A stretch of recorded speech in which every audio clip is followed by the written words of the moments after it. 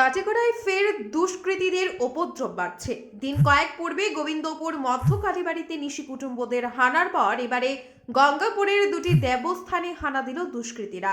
বৃহস্পতিবার রাতে গঙ্গাপুর কালীবাড়ি ও গঙ্গাপুর বাজার শনি মন্দিরে দুষ্কৃতীরা হানা দিয়েছে। দান পাত্র ভেঙে হাতিয়ে নিয়ে যায় অর্থ সহ মন্দিরের ঘণ্টি। এ মর্মে শুক্রবার দুপুরে কাটিগড়া থানায় এক মামলা দায়ের করেছেন গঙ্গাপুর কালীবাড়ি মন্দির পরিচালন কমিটির সভাপতি সুভাষ চন্দ্র দে। ব্যুরো রিপোর্ট, আজকের বরাক।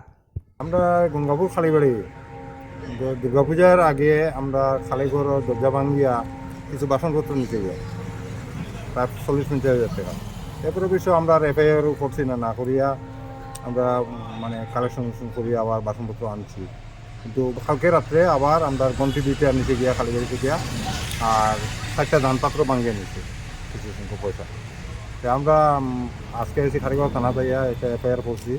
আর আমরা চাই যাতে আসামিদের ধরিয়া উপযুক্ত শাস্তি দেওয়া যায়, তাহলে আমরা নিয়ে কাটিগড়ায় ফের দুষ্কৃতীদের উপদ্রব বাড়ছে। দিন কয়েক পূর্বে গোবিন্দপুর মধ্য কালীবাড়িতে নিশি কুটুম্বদের হানার পর এবারে গঙ্গাপুরের দুটি দেবস্থানে হানা দিল দুষ্কৃতীরা।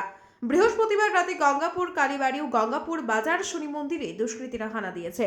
দান পাত্র ভেঙে হাতিয়ে নিয়ে যায় অর্থ সহ মন্দিরের ঘণ্টি। এ মর্মে শুক্রবার দুপুরে কাটিগড়া থানায় এক মামলা দায়ের করেছেন গঙ্গাপুর কালীবাড়ি মন্দির পরিচালন কমিটির সভাপতি সুভাষ চন্দ্র দে।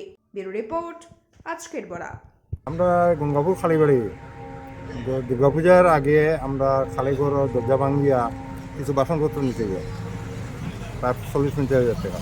এরপরে বিষয় আমরা এফআইআরও করছি না করিয়া আমরা কালেকশন করিয়া আবার বাসনপত্র আনছি। কিন্তু কালকে রাত্রে আবার আমরা গন্টি দুইটা নিচে গিয়া কালীবাড়িতে গিয়া আর 4টা ধানপাত্র ভাঙিয়ে নিচ্ছি কিছু সংখ্যক পয়সা। আমরা আজকে এসে খালিগড় থানা যাইয়া এটা এফআইআর করছি। আর আমরা চাই যাতে আসামিদের ধরিয়া উপযুক্ত শাস্তি দেওয়া যায়, তাহলে আমরা নিয়ে। আপনারা দেখছেন আজকের Barak, a house of Adrija digital media.